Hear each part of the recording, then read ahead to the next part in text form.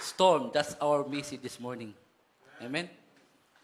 Actually, kung pag ospital ni pastor, wala ko niya ato dayon. Kay kulbaan ko, mas itudlo dayon ko. Pero na may cellphone. Natiksan yun. Actually, ang kaon ako, nindot kayo. Everyday, muhurot ko sa kapanaksan. Pag take si pastor, gagmay lang yung kaon. Murag madayit ko. Pero by the grace of God, no? Grasya gyud man sa Ginoo. Amen. Dili basta ang pagdalas mensahe sa Dios mo na nga pray na to nga pakanon ta sa Ginoo ron. Amen. Okay, yang yun ako ang tanan sa pagbarog.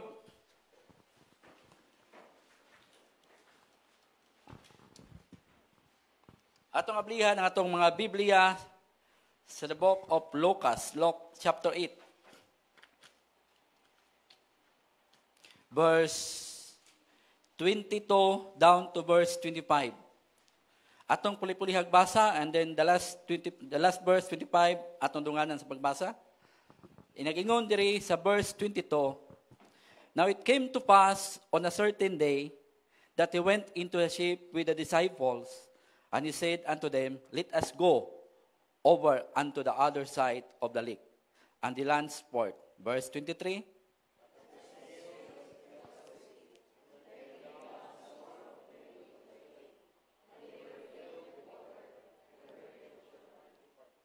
Verse 24, and he came to him, and he awoke him, saying, Master, Master, we perish.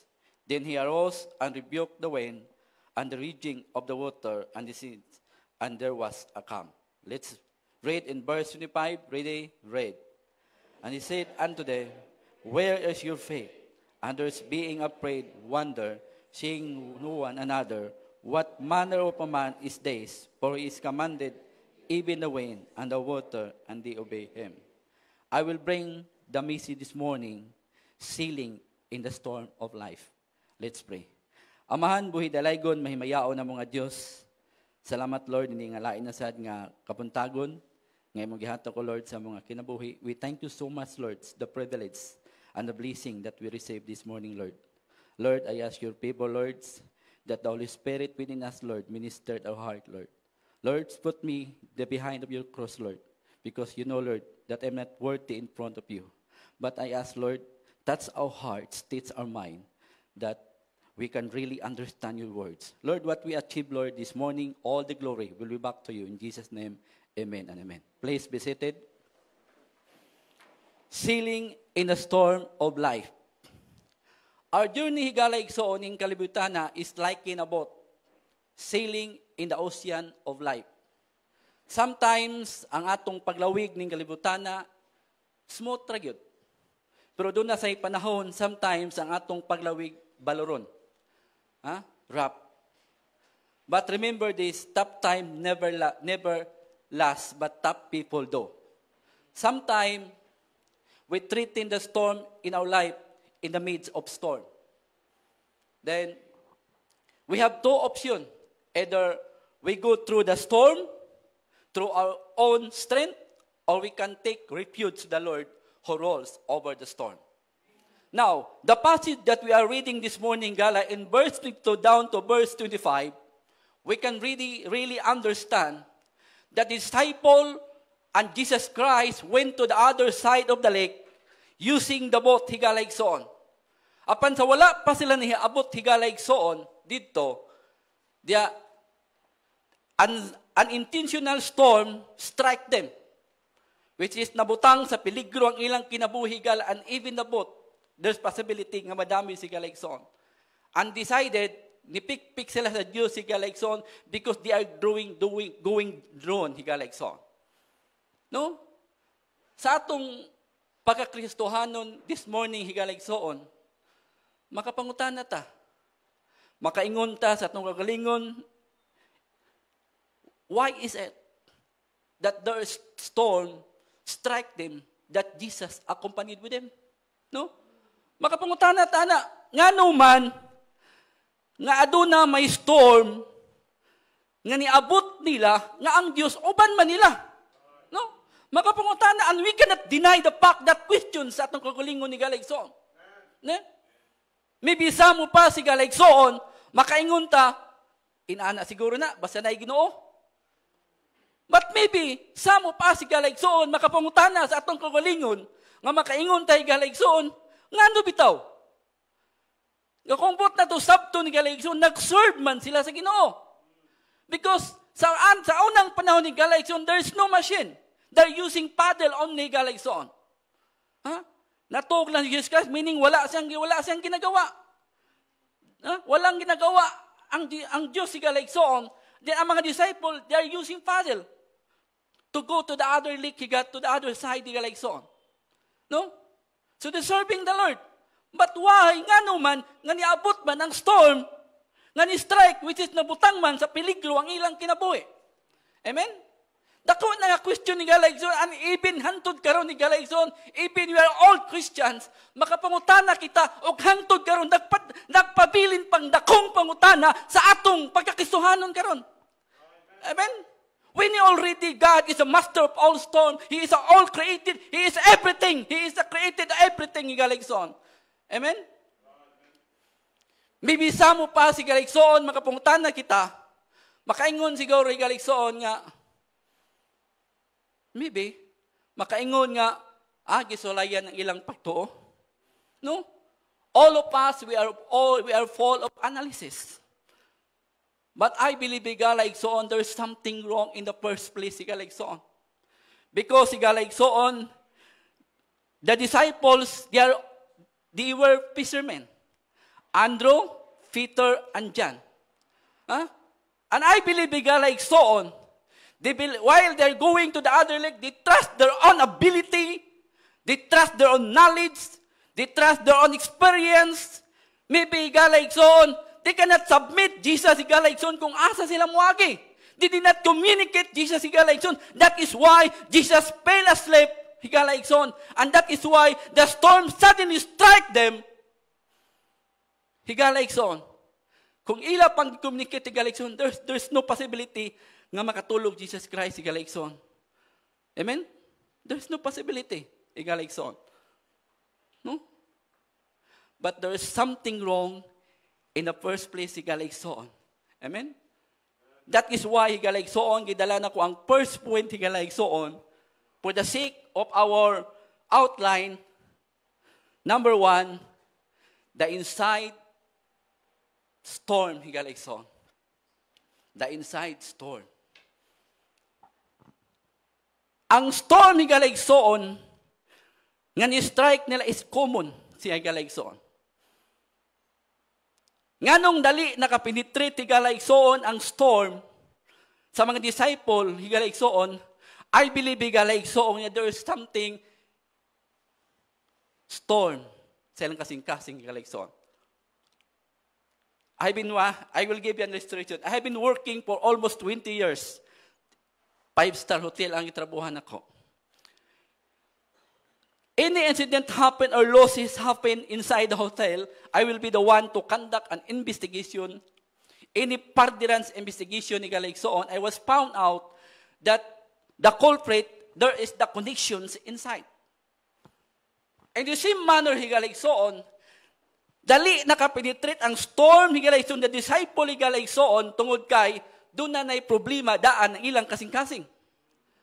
Have you noticed on this galaysoon nga they are using only boat, Jesus Christ and disciple. Nagsakay sila sa sakayan ni galaysoon, si Jesus Christ, nag-enjoy siya sa balod, natulog lang siya, while the other disciple, ang mga disipulo galaysoon, they are so panic, they are so bothered galaysoon. Why? Dali nakapenetrate ang storm galaysoon tungod kay there is something wrong, there is storm inside their heart galaysoon. Amen?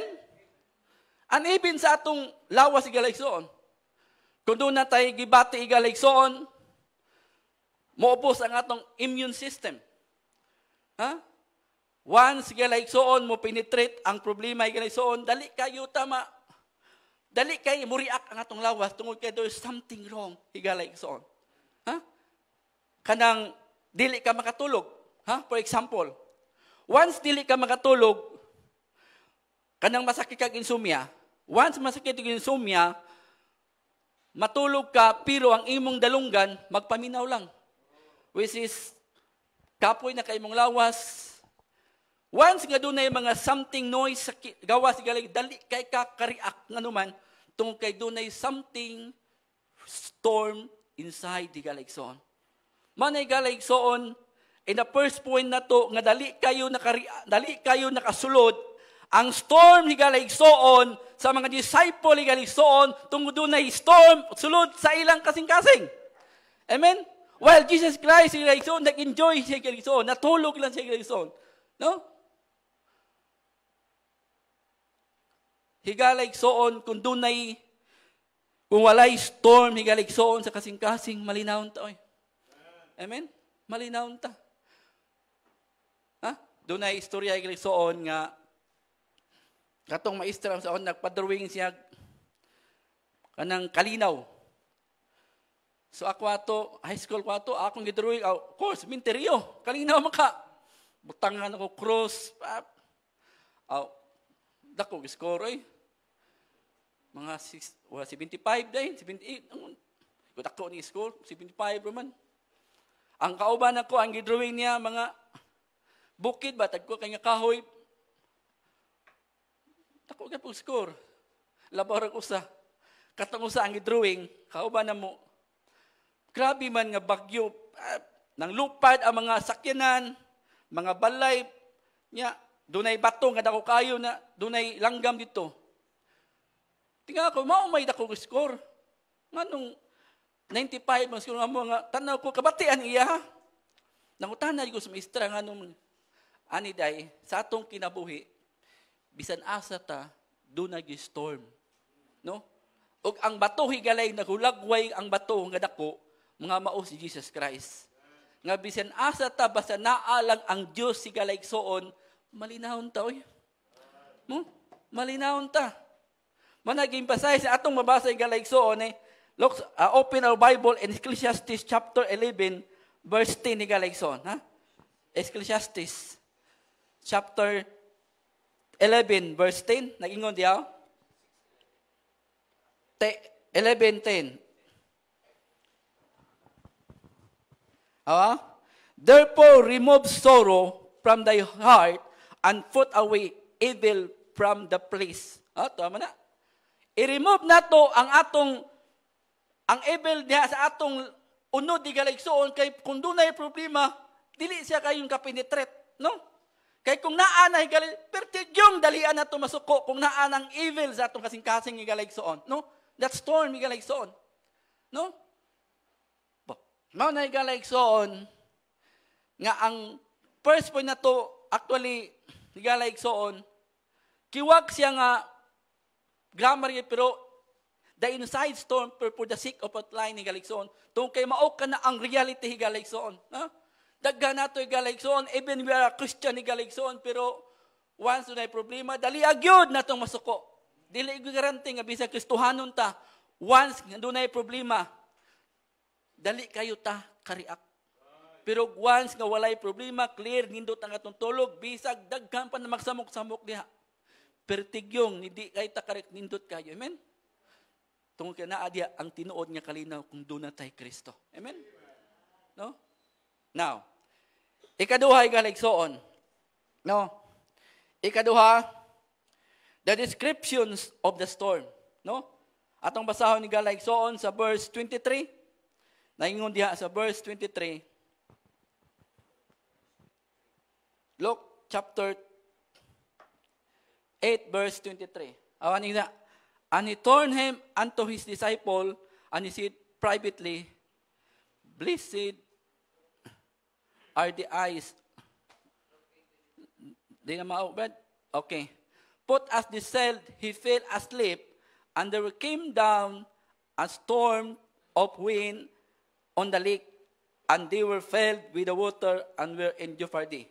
So we can find out on that particular passage so on that the disciple and Jesus Christ sleeping, they were experiencing so on an intentional storm higaligsoon, delikado nga storm higaligsoon, ang mao ang ilang na-identify higaligsoon. No? Now, This experience, igalaigsoon, nagbutang ka na sa peligro sa ilang kinabuhi, igalaigsoon. Amen? In the same manner, we are not exempted. Even we are Christians, igalaigsoon. Amen? Sometimes kila doon na mga storm nga atong ma-encounter. Maybe some of us naka-encounter na igalaigsoon in a form of debilitating illness, igalaigsoon. No? Maybe some of us naka-encounter tayo igalaigsoon in a form of destructive habit. Maybe some of us naka-encounter in a form of struggle in life, igalaigsoon. Amen? In a form of downstorm, no? In a form of kanang financial problem, igalaigsoon, no? Kasagaran na to, mauna kasagaran, financial problem nga atong ma-encounter, igalaigsoon. Pero whatever it is, igalaigsoon, kanang tanan igalaigsoon, when the storm strike us, it will affect igalaigsoon sa atong kinabuhi, igalaigsoon. Mo-affect na igalaigsoon, ha? I remember igalaigsoon sa diyang bago pa ming naminyo, wa magi-budget. I have only 20 pesos cash only in my pocket. So, I decided igalaigsoon nga mga apply ko og security guard on the time, even I have no license. So, the best thing I do, nisakay ko og ferryboat. The problem kay, unsaon ako pag-abot sa Ayala nga, ang kwarta na ko, only 10 pesos na lang. Wa man gyud ko nahimo. So what I did, alakaw ko going to Ayala. Ng-apply ko dito security guard. And then during our interview, I'm so happy because I passed the examination. Then gihatod ko automatically dito sa area dito sa Salinas Shell. Dito na ako naibawaan nga one aday di sokol nga gwardiya.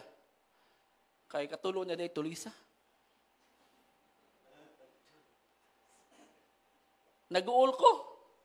Nangita kay kong trabaho para makakaon ko. Nanaanan ko diri, patay na may diri.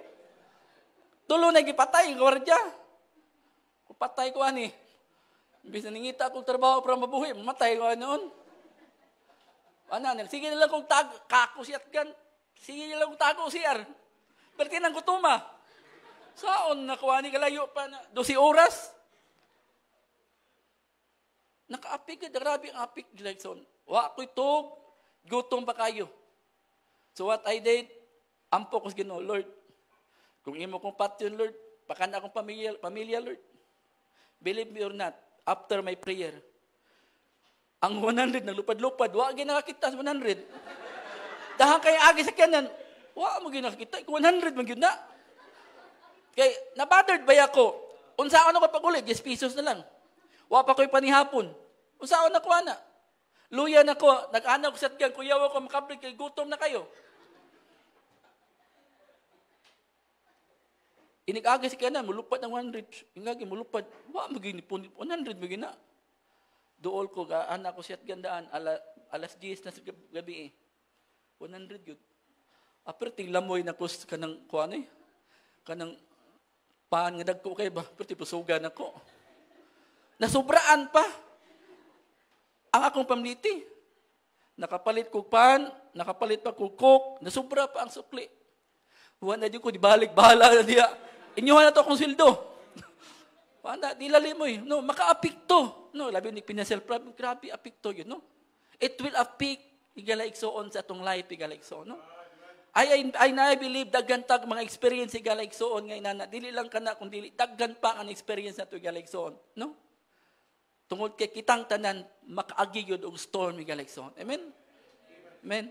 Now, number 3 higalig di ta maglangan. Kay hapit na mahuman. Number 3.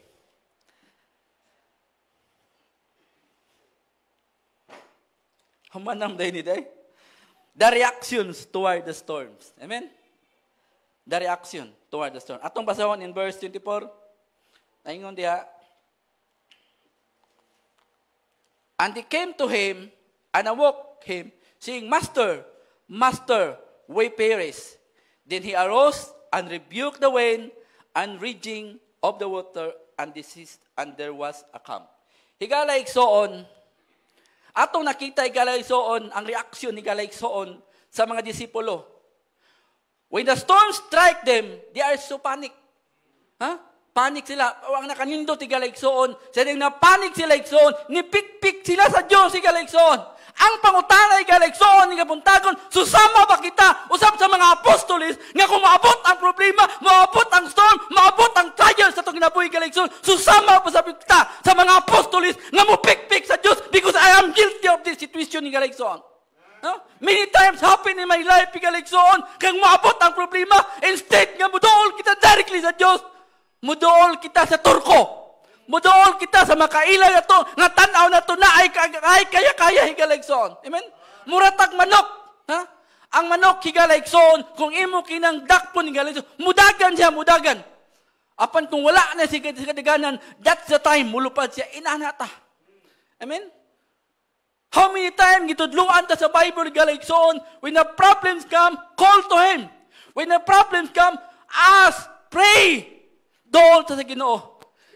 Pero kasagaran na ito, garaysoon. When the storms come, adto ko tiya, no? Adto ko ni kuya, no? Pagkamatay sa among bata,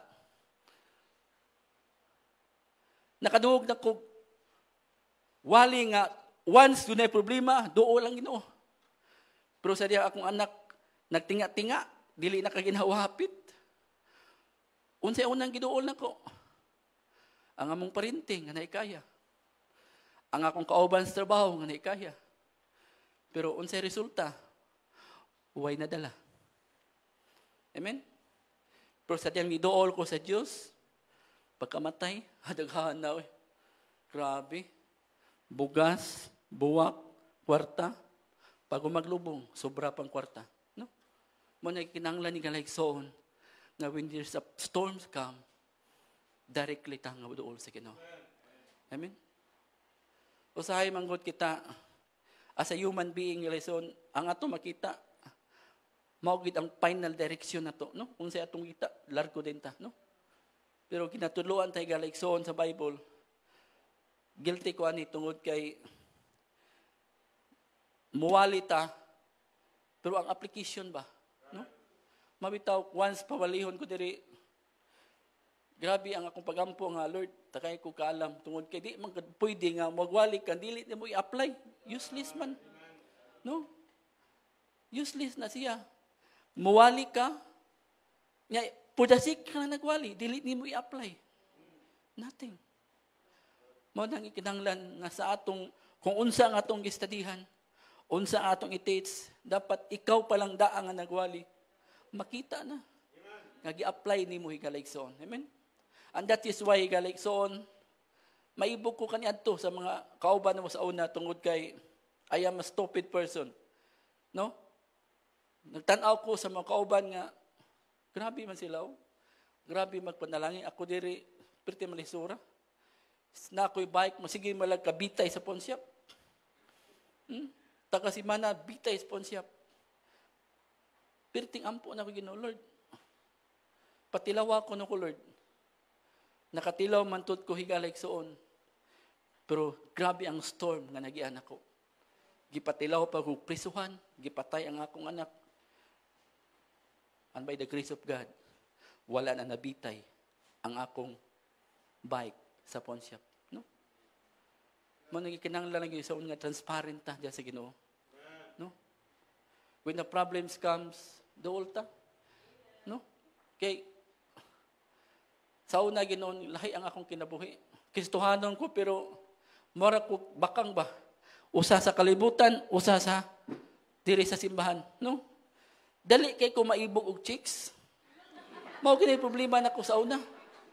Mabitaw dito sa kuan sa couples night, sobra sa to yang gi-mention 49, 32 na akong uyab oy.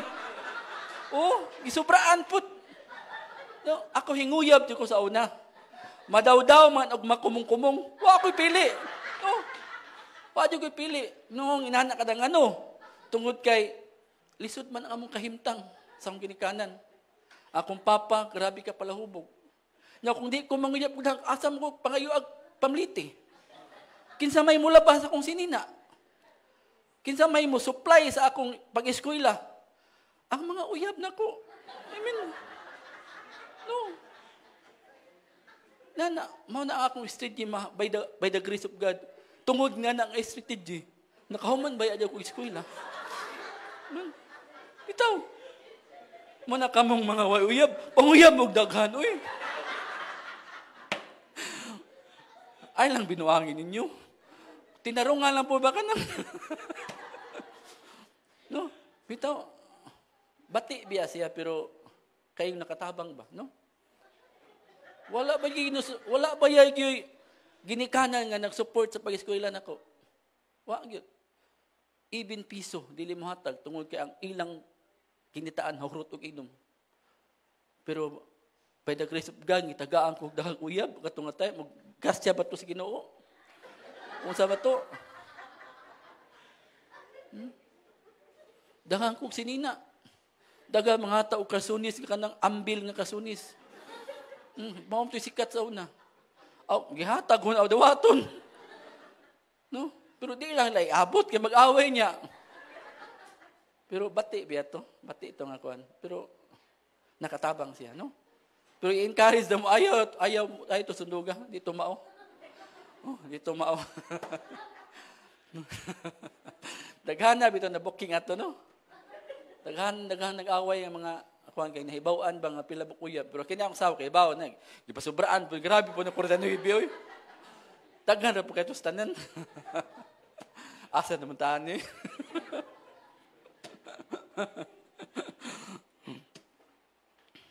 Nawa na tani. Okay, ari ta sa ikaw upat. Brad, ikaw upat ba ginawa na ta, Brad? The solution of the storm. Amen? Now, the solution of the storm. Atong basahon ni Galaigsoon sa verse 24 to 25. Awa?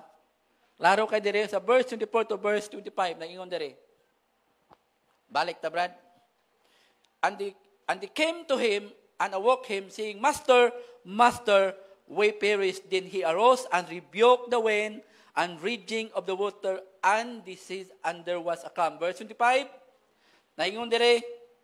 And he said unto them, where is your faith? Huh? First, girebuke ni Jesus Christ. Asa man yung pagtuo? No? Asa yung pagtuo? Then secondly, girebuke niya ang hangin o ang balod higala igsoon ni kalma kini. Amen? Now higala igsoon.